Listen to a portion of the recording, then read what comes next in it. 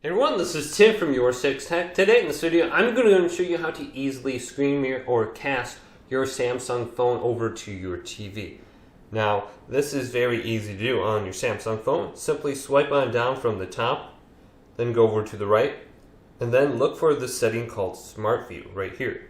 And then hold down on it. And this option should show up. Now, if you have a Google Chromecast, firestick, or maybe even your TV, it will display under this setting right here, under Other TV.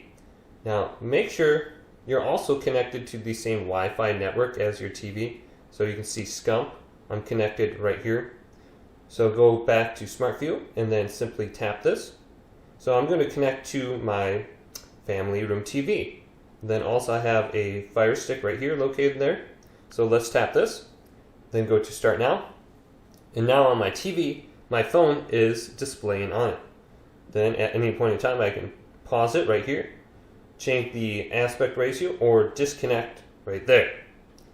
Now, if you don't have a Samsung phone and you're still watching the video, you can go to the settings section right here and just see if you have any kind of setting for casting or screen mirroring.